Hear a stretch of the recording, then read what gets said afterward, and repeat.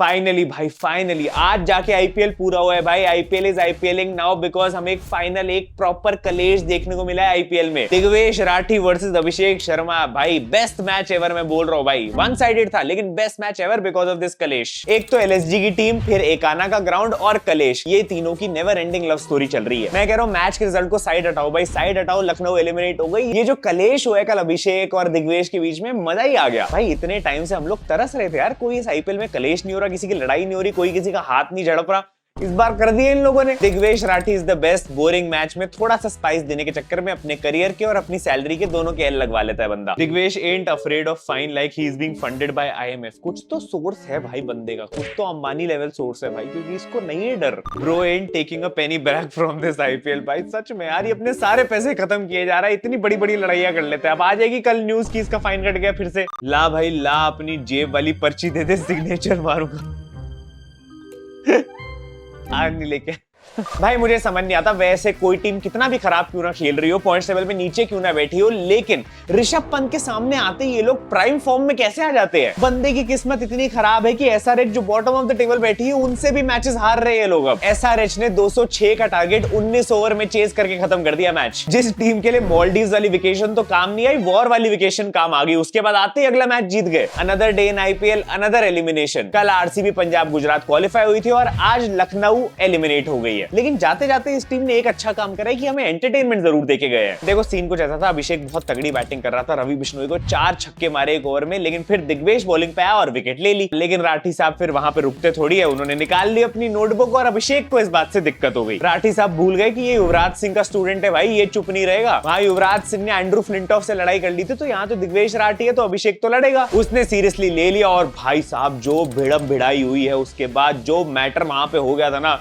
देखने लायक। मतलब umpire player सबको बीच में आना पड़ रहा था उन दोनों को अलग रखने के लिए। मिड मैच एकदम कोहली, गंभीर और नवीन उलहक वाले इंसिडेंट की याद दिला दी। वो भी सेम ग्राउंड पे हुआ था और लेकिन वो तो ज्यादातर एंड में हुआ था। ये तो भाई मिड मैच हो रहा है, अभी वो बैटिंग से वापस जा रहा है, तब इतनी बुरी हालत हो रखी थी। और अगर वीडियो तुम देखोगे ना भाई तो ऐसा लग रहा था अभिषेक बोल रहा है तेरी चोटी पकड़ के मारूंगा। मैं कुछ क्लेम नहीं कर रहा लेकिन मेरे को यही दिख रहा था। बाल खींचकर मारूंगा वैसे उखाड़ पाए। मैं बोल रहा हूँ यही बोला गया था exactly. His revenge done by him भाई। कमिंदु मेंडिस ने भाई जो धोया है ना दिग्वेश राठी को, इसके बाद से फुल बदला लिया था। खैर जो भी था उस समय जो हुआ, एंड में आके कोचेस वोचेस ने इन दोनों की दोस्ती कराने की फुल कोशिश करी। थोड़ी सी बातचीत तब भी हुई थी लेकिन इवेंचुअली सब सॉर्ट हो गया और दोनों भाइयों ने गले मिल लिया। शिट यार क्यों यार, थोड़ा सा और चलना चाहिए। नहीं गलत बात। सत्यानाश कर दिया। अच्छा भला मजा आ रहा था, हड्डी वड्डी तोड़ देता, कुछ मजा आता, कुश्ती उस्ती देखने मिलती, बस बीच में अपनी टांग अड़ा दी। नहीं मतलब देखो अगर कोई बंदा बोलेगा मुझे कि भाई इसमें मुझे मजा नहीं आया तो फिर मैं मानूंगा ही नहीं, क्योंकि आया होगा भाई। यही तो इंटरेस्टिंग चीज थी, वरना तो वन साइडेड सा मैच था। मेरे को तो लग रहा है एकाना का ग्राउंड ही कर्स्ड है भाई। पहले कोहली और नवीन की लड़ाई करवाई थी, अब इन दोनों की करवा दी। उसके ऊपर से इसी मैच में पूरन और समाद की भी हो गई। अब्दुल समाद की वजह से पूरन रन आउट हो गया और जब अब्दुल समाद आउट हुआ तो भाई पूरन ने फेंक के अपना पैड मारा था। ये लखनऊ की टीम दूसरों से छोड़ो भाई, अपने में ही लड़ते रहते हैं। अभी तो तुम्हें वो फुटेज नहीं दिखाई जो पंत के साथ हुआ होगा, संजीव गोयनका ने किया होगा। बट ठीक है, बहुत टाइम बाद लड़ाई देखने को मिली तो अच्छा लगा, थोड़ा सा नया कंटेंट आ गया अपने लिए। कुछ तो बात है लखनऊ के ग्राउंड में, सारा लफड़ा होता ही होता है भाई, मजा दिला देता है लखनऊ का ग्राउंड। एकाना में जो मजे आते हैं, और मैं तो कह लो एलएसजी भाई, एलएसजी व्हाट अ टीम यार, हर बार एंटरटेनमेंट देके जाती है, कुछ ना कुछ करते रहते हैं। कभी कोहली नवीन गंभीर की लड़ाई हो जाएगी, कभी केएल राहुल को डांट पिटरी होगी, और इस सीजन दिग्वेश राठी ने मचा रखा है। मेरी तो फेवरेट एलएसजी भाई, मोस्ट एंटरटेनिंग टीम एवर भाई आईपीएल में। Nothing can match the intensity of this fight, the mother of all शोडाउन्स।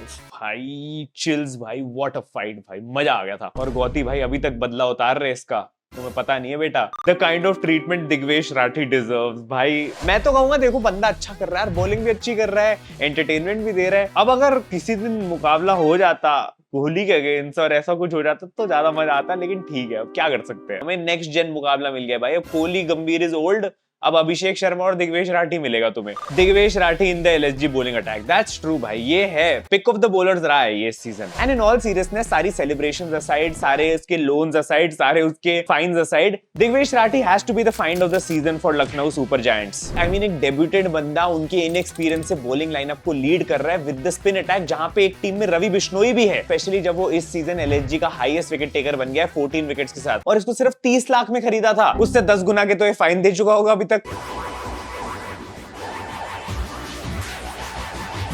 But ये बात तो है दिग्वेश राठी की कि वो बॉलिंग से तो गेम चेंज करता ही है, साथ ही साथ वो अपना एंटरटेनमेंट भी देता रहता है। कोई ना कोई सेलिब्रेशन कर लेगा, लड़ाइयां कर लेगा, बढ़िया है भाई, बना के रखा है उसने माहौल। ज्यादा बुरा तो फिर संजीव गोयनका के लिए लगता है ना, बंदा पहले 27 करोड़ पंत के दे रहा है, ऊपर से इसके भी फाइन भरने पड़ रहे होंगे। ऋषभ पंत दिस सीजन 12.27 की एवरेज, 100 का स्ट्राइक रेट, 20 लाख पर रन। भाई साहब भाई चुभता है भाई, पढ़ते हुए चुभ रहा है। मतलब ऋषभ भाई अब तो मतलब फाइनल 1-2 मैच रह गए यार, अब तो यार थोड़ा सा मतलब थोड़े रन बना दो यार। नहीं मतलब मैं आईपीएल के पर्सपेक्टिव से नहीं कह रहा हूँ यार, विराट और रोहित ने रिटायरमेंट ले ली है, हमें इंग्लैंड की सीरीज से देखना है भाई ये बंदा फॉर्म में रहे प्लीज। लेकिन यहाँ तो हर मैच में आके ऐसा लग रहा है इसका कॉन्फिडेंस तोड़ा जा रहा है। शेर अब सीधा सफेद जर्सी में पेलेगा भाई। हाँ भाई अब शेर की भाई वेट वही है भाई, सफेद जर्सी में 20 जून को प्लीज पेलना शुरू करे। होपफुली स्टैंड्स में भाई संजीव गोयनका नहीं होगा ना, तो प्रेशर नहीं होगा, तो आराम से पेल सकता है। आज तो भाई ऋषभ पंत आउट हुआ कॉटन बोल्ड, और संजीव गोयनका देख के भाई मुड़ गया, वापस चला गया अंदर। मेरे को डर लग गया था भाई कि आज तो बेल्ट ट्रीटमेंट होने वाला है भाई, देखा जाएगा करके अभी शो हो रहा है, देखा ही नहीं जा रहा। ब्रो लिटरली वॉकड अवे भाई आज तो ऐसा लग रहा था डग आउट ये वापस जा रहा है भाई, इसको आउट किया गया है। आई नो वो बहुत प्रेशर था पैसों का जितने अमाउंट में खरीदा गया, एंड परफॉर्मेंस आनी चाहिए थी, नहीं आई, विच सक्स, ना कैप्टनसी से ना बैटिंग से। बट एट दिस पॉइंट यार जोक्स कितने बनाओगे, बुरा लगने लग गया ऋषभ भाई के लिए। नहीं मतलब सोचने वाली बात है भाई, Rishabh Pant was not performing when Nicholas Pooran was in form, Rishabh Pant was not performing when Nicholas Pooran was out of form, और अब निकोलस पूरन फिर से फॉर्म में आ गया भाई, तब भी ऋषभ पंत नहीं परफॉर्म कर पा रहा है यार, ये क्या दिक्कत है? ये कंसिस्टेंसी मेरी समझ के बाहर हो रही है। अब एक तो ऋषभ भाई से रन नहीं बन रहे हैं, ऊपर से वो छोड़ो भाई अजीब अजीब डिसीजंस आ जाते हैं। जब टीम अच्छी पोजीशन पे है, मिचेल मार्श और मार्करम ने अच्छे रन बना दिए, तो खुद को नंबर 3 पे भेज दिया, सब कुछ स्लो डाउन कर दिया वहां से। पूरा नाता भाई क्या पता कुछ कर देता भाई, लेकिन अब कौन क्वेश्चन करे? He came, he saw, he checked the pitch for Puran, he left.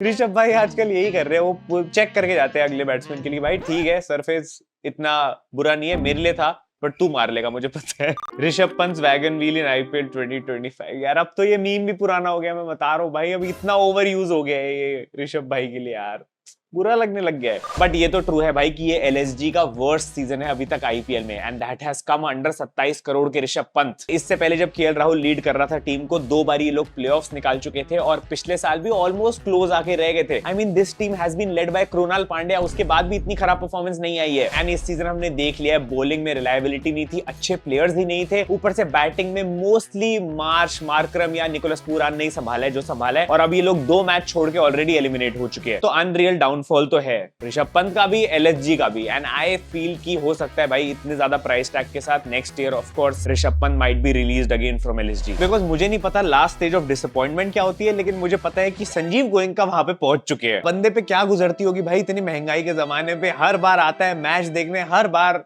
बेइज्जती पे बेइज्जती। मैं तो कह रहा हूँ टीवी वालों ने तुम लोग को दिग्वेश और अभिषेक की लड़ाई दिखा दी, जो अंदर हुआ होगा ना संजीव गोयनका और ऋषभ पंत के बीच में, वो तो कोई दिखाना ही नहीं चाह रहा आज, पीआर मैनेजर्स की वजह से चुप है।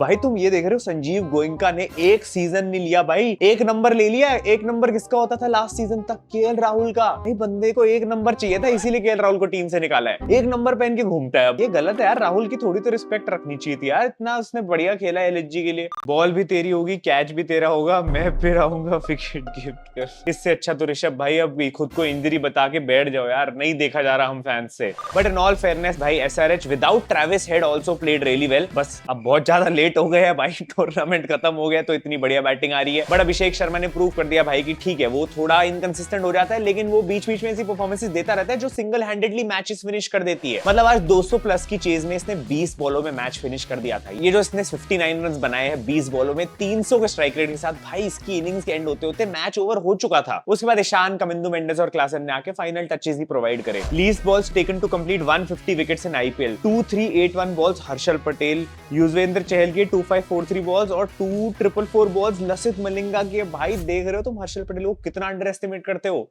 कौन है उसके ट्रोलर्स? भाई मेरे सामने आओ तुम जरा, हर्षल पटेल को जो ट्रोल करते हैं भाई, कितना बढ़िया बॉलर है यार। उसके देखे होंगे तुमने, बुमराह के साथ कंपैरिजन चलते रहते हैं। Just because he is a fast spinner doesn't mean कि भाई वो रिस्पेक्ट नहीं मिले पेसर वाली। और पता है ऐसी वीडियोस बनाना सबसे डिफिकल्ट होता है, क्योंकि जब दोनों टीम बाहर हो चुके तो बंदा किस बारे में बात करे। हाँ इस बारे में बात कर सकते हैं कि भाई मेरी आते ही प्रेडिक्शन सही हो गई मेरी कमबैक वीडियो में। बट ऐसे बहुत इंपॉर्टेंट न्यूज है that India has opted out from Asia cup. Obviously अभी जो रिसेंटली वॉर हुआ था, जो इतनी सारी टेंशंस थी इंडिया पाकिस्तान के बीच में, उसके चक्कर में बीसीसीआई ने एक बहुत अच्छा, बहुत फर्म डिसीजन लिया है कि भाई इस साल वो एशिया कप नहीं खेलेंगे, पाकिस्तान को जो भाव मिलता है वो नहीं देंगे। तो अगर पाकिस्तान को एशिया कप खेलना है तो जाके खेलो भाई, श्रीलंका, बांग्लादेश, मंगोलिया के साथ, लेकिन इंडिया इस साल पार्टिसिपेट नहीं करेगा। और अगर इंडिया पार्टिसिपेट नहीं करेगा तो भाई व्यूअरशिप गई, टूर्नामेंट किसी काम का नहीं रहा और बच्चों के बीच में लड़ाई होगी। लोग तो इस समय ये कह रहे हैं इससे अच्छा भाई इंडिया, इंग्लैंड और ऑस्ट्रेलिया की ट्राई सीरीज रखवा दो। भाई मैं I am all in for this भाई, ये होगा बढ़िया टूर्नामेंट। कितने सालों से एक ट्राई सीरीज नहीं देखी यार हमने, एक 50 ओवर की ट्राई सीरीज रखवा दो भाई, कोहली रोहित को आने दो खेलने भाई, फुल मजा आ जाएगा। एलएसजी के लिए तो भाई देखो तुम सम अप कर सकते हो season with 3 names, Mitchell Marsh, Markram और पुराण। जैसे गुजरात टाइटंस को उनका टॉप 3 संभाल रहा है, इनको भी इन तीनों ने ही संभाला है। उसके अलावा मिडिल ऑर्डर ने सीएसके वाला काम किया है। मिचेल मार्श ने इस मैच में फिर से एक और 50 लगा दी थी and the kind of start he provided भाई, अच्छा स्कोर बना सकते थे। और ऑस्ट्रेलिया वाले देख के हैरान है मिचेल मार्श इतना अच्छा कैसे खेल रहा है भाई। 8 30 प्लस स्कोर्स हो चुके हैं, 5th 50 लगा चुका है इस सीजन की। बंदे ने दिल्ली के लिए 3 साल में 350 लगाई थी टोटल में और ऑलरेडी यहाँ पे 5 लगा चुका है। सोचे बंदा 2010 से आईपीएल खेल रहा है और ये इसका बेस्ट सीजन है अब जाके। अभी तक पहले 251 रन का भी मैक्सिमम बनाए थे इसने और इस सीजन ऑलरेडी 440 रन बना चुका है। मेरे हिसाब से भाई मिचेल मार्श और मार्करम ये दोनों बहुत बड़े सरप्राइजेस थे एलएसजी के लिए। मतलब मुझे इनकी बॉलिंग पे तो पहले से ही भरोसा नहीं था, जो कि रिजल्ट दिख ही रहा है, लेकिन मुझे इनकी बैटिंग पे भरोसा नहीं था। But I think these guys handled, जो अभी तक जितना आगे लेके आ गए हैं